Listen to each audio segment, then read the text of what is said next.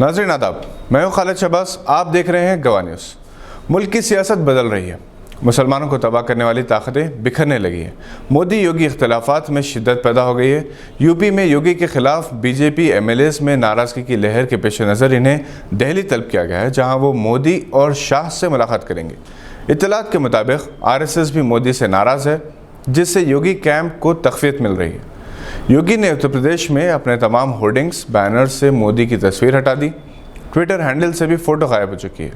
مودی یوگی کے اس جھگڑے سے ہمیں خوش ہونے کی ضرورت نہیں، کیونکہ یہ ملک کے بدترین حالات سے عوام کی توجہ ہٹانے کے لیے ایک منصوبہ بند ڈرامہ بھی ہو سکتا ہے، اور ڈرامہ نہیں حقیقت ہے، تب بھی سارا نزلہ ایک ہی فرقے پر گرتا ہے۔ اس جھگڑے میں یہ معلوم ہو جائے گا کہ کون طاقتور ہے۔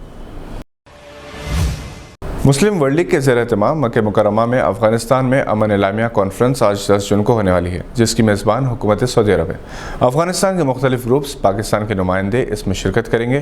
5 سیشنز میں 20 مقررین خطاب کریں گے، جس کانفرنس میں امن، رواداری، اعتدال پسندی، ایک فرد کے وقار اور اس کی زندگی کے تحفظ کے لیے اسلام کا طریقہ، اسلامی اصولوں کی روشنی میں قیام امن جیسے موضوعات پر اظہار خیال کیا جائے گا۔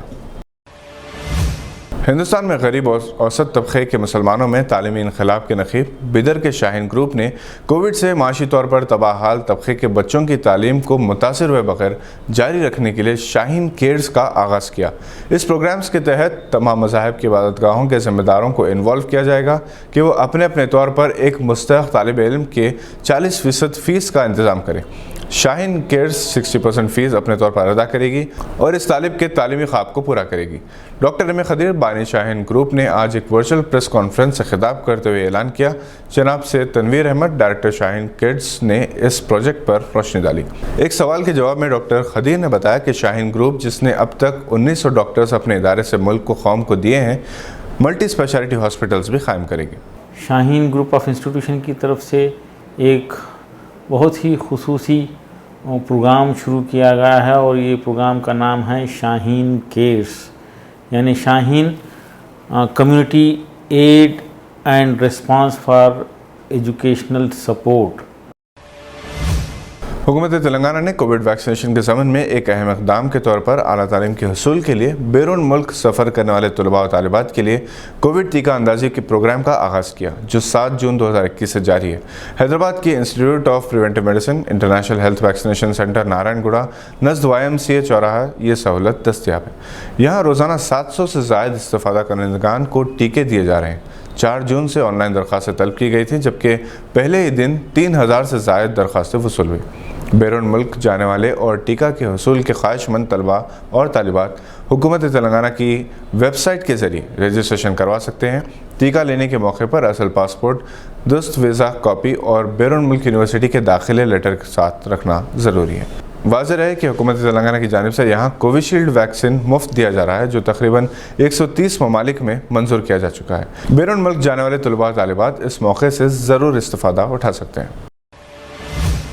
ماہرین نے خبردار کیا ہے کہ آنے والے دنوں میں کورونا وائرس بچوں کو متاثر کر سکتا ہے۔ ایسے میں بچوں کو وائرس سے محفوظ رکھنے کے لیے کیا انہیں ماسک کا استعمال انتہائی ضروری ہے؟ والدین اس بارے میں الجھن میں مبتلا ہیں، لیکن مرکزی حکومت نے بچوں کو ماسک پہننے کے بارے میں گائیڈ لائنز جاری کی ہیں۔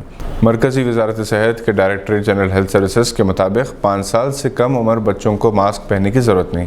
6 سے 11 سال کی عمر کے بچے اگر محفوظ طریقے سے ماسک استعمال کرنے کی صلاحیت رکھتے ہوں تو ٹھیک ہے، ورنہ اس عمر کے بچوں کو والدین اور سرپرستوں کی نگرانی میں ماسک پہننے کا مشورہ دیا جاتا ہے۔ 12 سے 17 سال کی عمر کے بچوں کو بھی بالغوں کی طرح ماسک پہننا چاہیے۔ ماسک کا استعمال کرتے ہوئے صابن یا سینیٹائزر سے ہاتھ دھونا لازمی ہے، جبکہ ایمز کے ڈائریکٹر رندیپ گلیریا نے کہا کہ یہ بچوں کے متاثر ہونے کی خبریں درست نہیں، کیونکہ ابھی تک اس کا کوئی ثبوت نہیں ملا۔